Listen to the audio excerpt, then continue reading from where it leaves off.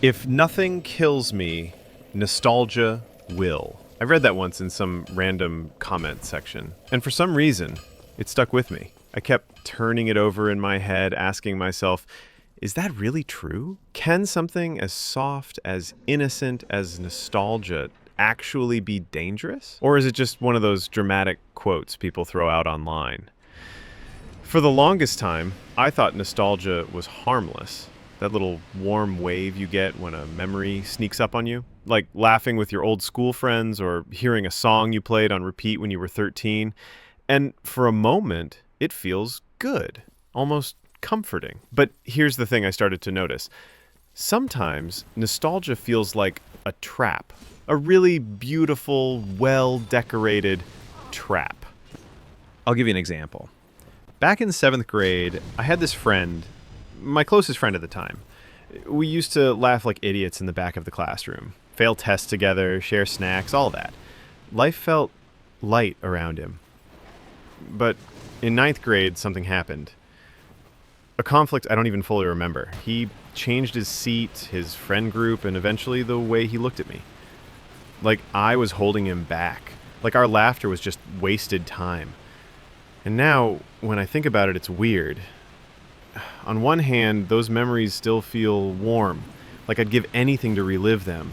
But on the other, they sting, because they remind me that those days aren't coming back. And sometimes, that makes me hate my present self.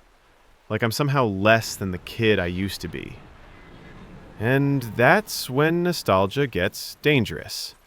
It doesn't just make you miss the past, it can make you despise the present.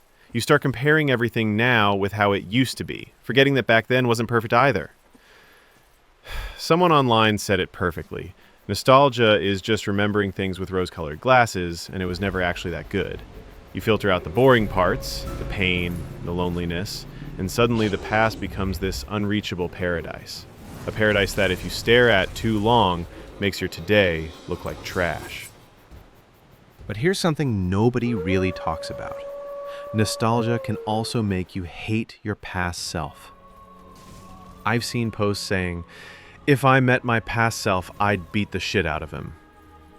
Maybe you thought the same.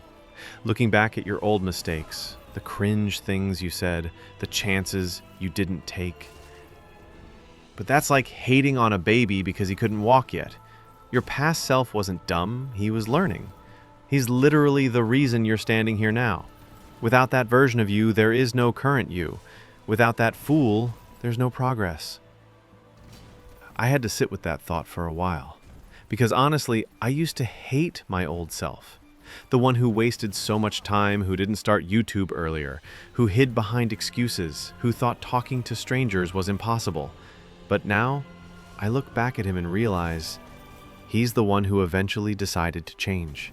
He's the one who said, fine, let's try this.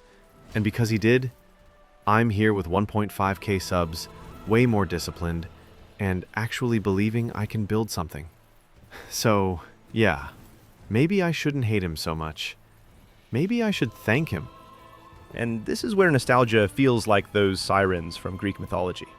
Someone online compared it to that, and it makes perfect sense. These little flashes of memory appear out of nowhere, singing to you, luring you back. They make you believe the past was flawless. And when you try to recreate it, you quickly remember, oh, right, it wasn't. The fights, the awkwardness, all of it comes crashing back.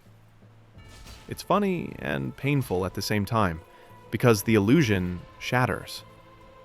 Nostalgia isn't the truth. So, how do you deal with it? How do you stop nostalgia from turning into depression? I came across this perspective that really hit me. Think of life like seasons. Friendships, jobs, even versions of yourself. They all have seasons. Some last for years, others for just a few months. And if you keep mourning a past season, you'll miss the one you're in. That made me pause.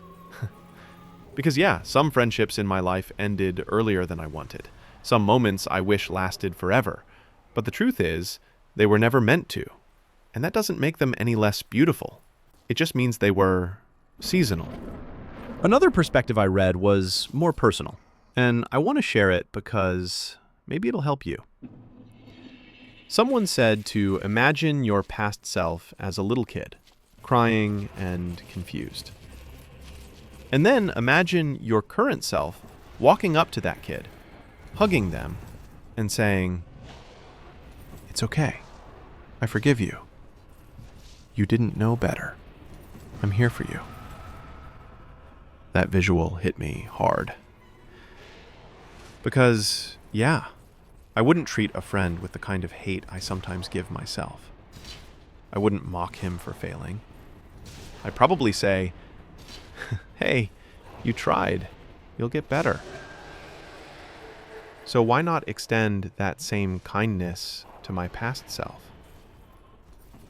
Look, nostalgia will always exist. It's human. Sometimes it's sweet, sometimes it hurts. But the one thing you can't do is live there. Because if you live in the past, you die in the present. And if you hate your past, you kill your future. The way forward, at least how I see it, is balance. Feel the memory, smile at it, but then come back here. Appreciate the now. Be grateful for today. Because whether you realize it or not, there are things in your life right now that your future self will feel nostalgic about.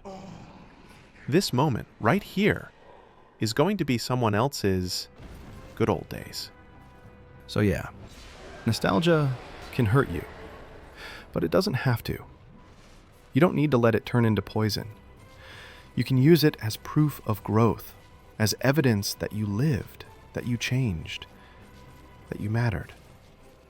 And instead of scrolling through old memories like they're TikToks, maybe it's time to build new ones. Maybe it's time to give your future self something to smile about. Because the past isn't coming back. But tomorrow is on its way.